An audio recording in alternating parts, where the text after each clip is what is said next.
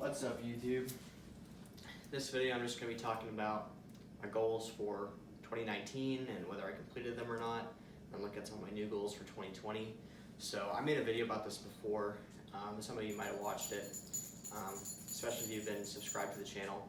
So basically I just looked at what my goals were for 2019. So top of the list as far as like skills was I wanted to get better at trapping and fishing. And also I wanted to increase like communication skills as far as like radios and like things like that. So I'll go over that first before I get into the new goals. So one thing I did focus really hard on was fishing. I started off the year with no fishing equipment, and then now I have a pole and 2 tackle boxes full of stuff. I went fishing quite a bit this summer. Almost all my free time I was going fishing. My first time I went, I wasn't catching anything. First few times I only caught like 1 or 2 fish. And then by the end of the summer I was catching like 10 to 15 fish every time I was out there, and I would usually be out there for an hour or 2. So it was pretty successful on that end, going from having almost no gear and skill at it to being pretty proficient, I would say. And then another thing that was sort of part of that was trapping. So I got these fish traps, which I only had a chance to use once, and I did catch something, so it wasn't a total failure. I caught like a big minnow that I could use as bait. But yeah, like I said, I only had one chance to really try it out, and it wasn't in an area with crawdads really, which those would be great for catching that as well. But yeah, that's hopefully something I'll be able to try a little bit more next year. And then I've got several animal traps too. I have a foothold trap, a body trap, and then this dog-proof trap. And for us in Missouri, I think November 15th or something is when that season starts opening up, which I don't like. You don't really trap on public land. You got to do private land. And while I've got these, I haven't had a chance to use them yet, but I'm going to be going out pretty soon to try it out for my first time with someone who's a more experienced trapper, so I can hopefully learn that skill a little bit.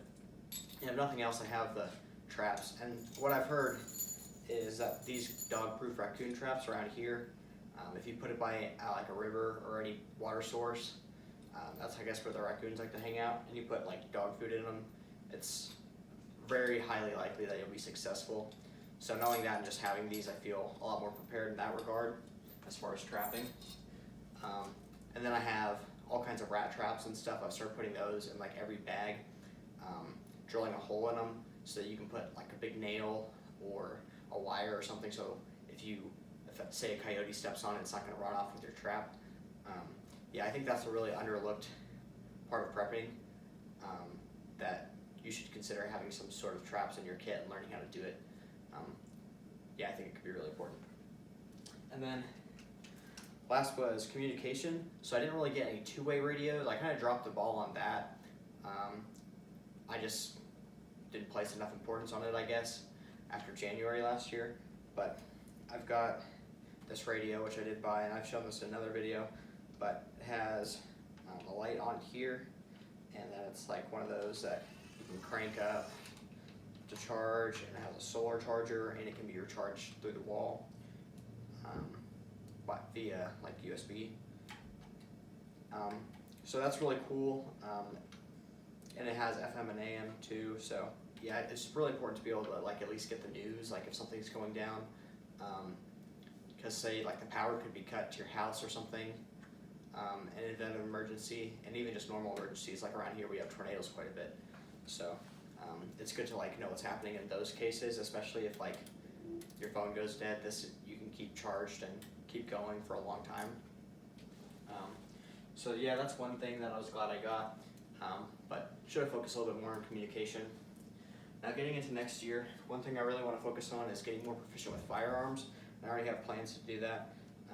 I got this new pistol this year. It's a CZP-10 with an O-light on it. And once I get a holster made for this, I'll be doing a video on my new EDC. Things have changed a lot in the last 2 years since I did my last EDC video.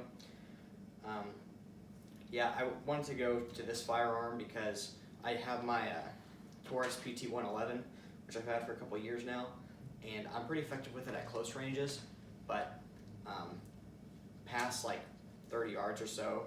It has trouble engaging at that distance. This does a lot better. I've practiced with it. I've only put around maybe 200 rounds through it so far, but I like it a lot. It's got a really good trigger on it. I just feel a lot more comfortable with it, so this is going to become my main carry gun pretty soon. And then I'm going to be taking a pistol course with it coming up in the spring here, I believe. It's a 2-day course that is supposed to take you through different scenarios, and I'll put about 800 rounds through it during that course. So I'm pretty excited for that because I've never had any formal training like that. And then I'm also going to be taking a class that's actually offered at my college. It's a marksmanship class. It's more for like the ROTC, which I'm not in that, but I'm still able to take the class. I need an extra credit hour, so I was like, why not? Be a pretty fun 1-hour class. But yeah, it's a marksmanship class with 22s, and I think we're supposed to shoot between 500 and 1,000 rounds over the course of the semester. So that'll be really fun, and hopefully I'll get something out of it, and my marksmanship skills will improve. And then I also got a scope for my AR. It's a Boogaloo 1x6 optic. So that'll give me the ability to go out to longer ranges, and that's something I want to practice is hitting targets out past like 300 yards at those longer ranges. Because I think that's just an important skill to know as far as SHTF goes.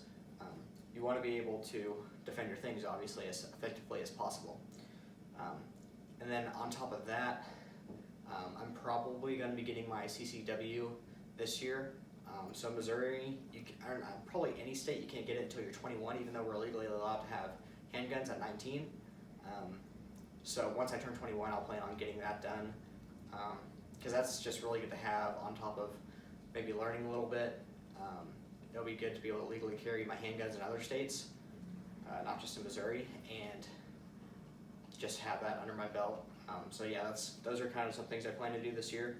Another big one is hopefully I'll be moving into a house, hopefully outside the city limits, because I live in a pretty big, you might call it a town, you might call it a city. It's got over 100,000 people, but I live in a big area. I want to kind of get outside the city because, of course, you know, if a disaster happens, that's the last place you want to be.